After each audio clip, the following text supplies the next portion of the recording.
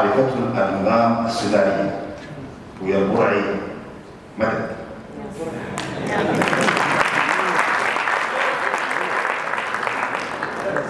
وعلى مقرب منهما يلعب ولدي إسماعيل حسن، وكان ولدي إسماعيل مباراة الارتقاء ومبارزة بالحروف وأغاني طالعة من الجوف ولينا الله. وكانت الوصية التي كتبها إسماعيل لتصرف من صيدلية ولدي أخذوها العيانين دور شدة والدواء مر، وحلفتك يا قلبي الخاين تخونه والناكل غرامك أوعك يوم تصونه، زي ما بكى عيني بكي ليه عيونه، وإيه في الحب لقينا غير صده وظنون. جابوها ليقول محمد تفاعل بالحالة شايفينها دي، دخل بها العناية المكثفة وأعمل فيها من سحره وبنانه، وخفف من وطأتها بلحن ساحر ونغم آخر، فنزلت على المتلقي بردا والحان. وكان برعي أشهر جراحي القلب المفضوح. وزي ما إسماعيل حسن لاقي الكشاش مع ودي، كانت هناك لقاءات فريدة جمعت المعلم عبد المنعم عبد الحي والكبير أبو داوود والعابر برعي محمد ضفاعل. أبو داوود مهاجر صريح، وعبد المنعم في التمويل والإمداد، وبرعي لاعب الارتكاز، سيد السنتر وسيد النص وسيد الشزار. لو مسدس برمودا بيوديك. عبد المنعم عبد الحي كتب أجمل الأغنيات السودانية عربي وأفرنجي، وهو أيضا صاحب المانجو السوداني لأبوسي، الأغنية الأكثر صيتا وزيوعا في المدى العربي. وأنا أتخيل دائما أنها قدمتنا وظلمتنا، لأن من سمعها من غير السودانيين كانوا انطباعيين، اكتفوا بها لبساطتها وحلاوتها، ولم يعرفوا أن ذات الرجل كتب: يا نديمي طافت الأحلام بالفكر حيارى، وسرت تسقيها الأنغام في ظهر العذارى، ونديمي أول الأطياف في الفجر توارى، وإذا ما قلبه أضحى لهبا كم يعاني، ونديمي عب من كأس الصبا وسقاني. بالله مش نلعب نتجدع وعليه الجس، لكن ما عليه طالما نحن مستمتعين ما في مشكلة. وقد تغنى بها الفعاتي أبو داوود الذي يطلع في السلالم الموسيقية وينزل وكأنه في العمارة الكويتية. وجاء عليها العابر برعي محمد ضفاعل أفضل لاعب وسط في الألحان، لحنها فرقص وبرعي باصوغون. وقد اتبع عبد الحي في لقاء آخر لا يقل جمالا: لموه الله في الغرام بالله، قولوا له الحب شيء طبيعي إلهي، الغرام ما بخير بين كبير وصغير. صحيح نادوا لنا البنا ابن لنا الجنة، ابن طوبة حب ويرمونا محن. شوف حتى أزمتي في السودان لين وحنين. الغريبة إنه عبد المنعم عبد الحي ذاته بدأ زي الخليفة: أبن عشك يا جمالي قشة قشة وعلمينا كيف على الحب، ده بينشر اسم العواصف برضه واقف ما فيه وحشة. عشان كده السودان مسلح وطية وركوبة ما فرقت، كله مليان حب. مرة لحن: يا حلين ناس هم ناسنا وذكرياتنا ديما في راسنا، شالوا نومنا وشالوا روحنا وشالوا انفاسنا، أنا بريدهم وين؟ قالوا زيدان إبراهيم عن واحدة من طرفه إنه كان يحب الطعمية شديد، فجلست الطعمية قال لها: وين طعميتي؟ قال: ده جل من عبد الله فاشل. قال لها: مين يشيل الليل يشيل وده ويشيل نفحات عبير وده ويشيل الطعمية برضه؟ بس الطعمية قالت له: ما انت شلت الجراح والابتسامة وكل حرمانك الدعوة.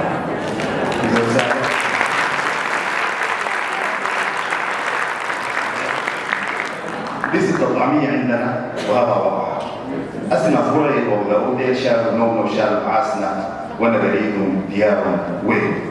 مش قلت لكم لله أبو داوود وبرعي حتمي كانت أغنيات قريبة من الناس وتلامس الإحساس، ليلتقي الهرمان برعي وأبو داوود في نصف النهائي وكل القمر، ومن زمن مستني عودة قلبي راحل، كنت بكتب لك وبيدمر رسائل، كل كلمة حنان وفي تم سطوري، كل حرف كتبت من أعماق شعوري، افتكرته يرد رسالتي، يرد يطمني في خطابه، وكل ما اتدلل يزيد إعجابي به، حبيبي كل ما اتدلل يزيد إعجابي به. شوف ناس برعي يودونا مين؟ عبقرية اللحن والكلمات والشعور. وخرج برعي كثيرا من 18 منطقة العمليات يا أبو داود ليلعب مع كل الكبار، وكان لقائه مع عبيد الطيب باذخا ومفرحا وبهيج. ويا روحي سلام عليك، سلام يرد إليك، سلام يوصل إليك يرجع إلينا، سلام وأكون سعيد، وسلام برد إليك يا روحي سلام عليك. فكان هذا اللحن الآثر لبرعي محمد ضفع الله لتقف حائرا أحلى اللحن ولا الكلمات، وهذه لا يفعلها إلا هذا الكبير. وبرعي واحد من تجلياته أنه يمنح القصيدة حياة فتتحرك، ويسكب فيها شجن فتسكب، ويعطيها من عطره فتنتشي. ويا روحي سلام عليك. أنا أعتقد أن برعي محمد ضفع الله ظاهرة كونية لا تتكرر كثيرا، فبجانب الحالة الخالدة كان برعي عوادا محترفا، قدم لنا مقطوعات موسيقية خالدة نقلت الموسيقى إلى ليفل الوحش، فاحتفت الزائقة السودانية بمقطوعات فريدة ونادرة، فكانت المروج الخضراء وخليل الجداول فرحة شعب. فرحة شعب دي كلام ترى، ومقطوعات هنادي اللي حازة مع النازلين بعدين. هذا ليس للحصر ولكن على سبيل الجمال. صدق السير بدور عندما قال برعي محمد ضفع الله أول من أعاد الاعتبار بقيمة الملحن وجعله في مصاف لا يكل على الفنان، ووصفه بشيخ الملحنين. وأنا أقول برعي محمد ضفع الله بلحن أنا أفريقي أنا سوداني للعراب الكاشف لو اكتفى به لكفته، لكننا لم نكن لنكتفي وإلا لما رأينا كل هذه الدرر، لكنها أغنية كبيرة وعظيمة وخاصة وباقية تسعد كل سوداني. لعب البرعي مع كل المعلمين الكبار، فكان زاهي ونظر. لحن عثمان الشفيع أيامنا، قدم لورد الوصية عبد الدافع عثمان، البحيرة مرة الأيام، الجابر بن ليه سامحني، وقدم لإبراهيم عوض جمال الدنيا وعز مكان وطن السودان، كما قدم الكثير من فنانين آخرين بينهم التاج مصطفى والحويج. قدمها هذا الوسيم الرقيق الأنيق ومضى بكل تواضعه الذي عرف به، فقد كان عازفا على الوتر وعازفا على الأضواء والخبر. كان وقورا لا يتحدث كثيرا لكنه يمارس التحليق. قدم برعي أكثر من 400 عمل بين لحن وموسيقى دون أن تبقى بريقها ورونقها وأحاسيسها الجميلة. وهنا سير برعي فقد سبق زمانه وزمرة الكبار، أنتجها وقدمها برؤية مختلفة أصيلة مؤسسة على ثقافة موسيقية. ملأ برعي محمد ضفع الله دنيانا بألحانه العبقرية ولمساته الساحرة وموسيقاه العظيمة، فكان رقما صعبا عصيا على التجاوز وإحدى علامات الفن في بلاده. مضى وبقيت أعماله ارتقى، وكان برعي أعطى ولم يستبق شيئا. يا روحي سلام عليك وسلام عليكم.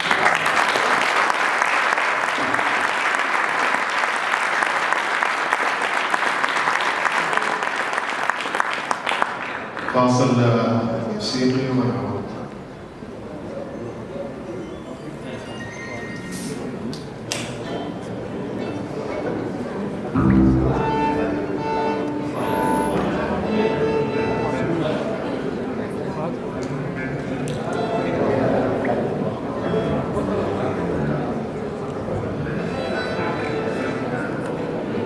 نقدم الفنان أبو بكر سيد أحمد في عمارة الحي.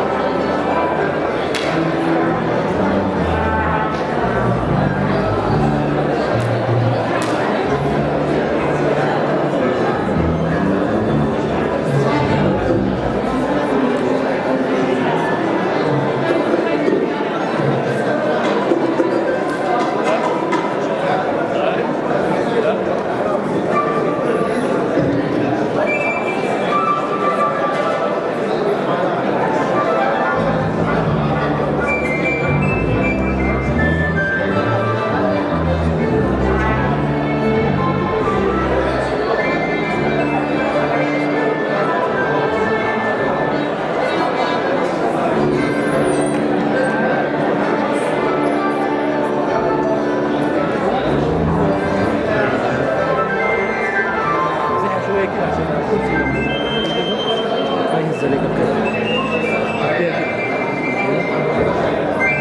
كده.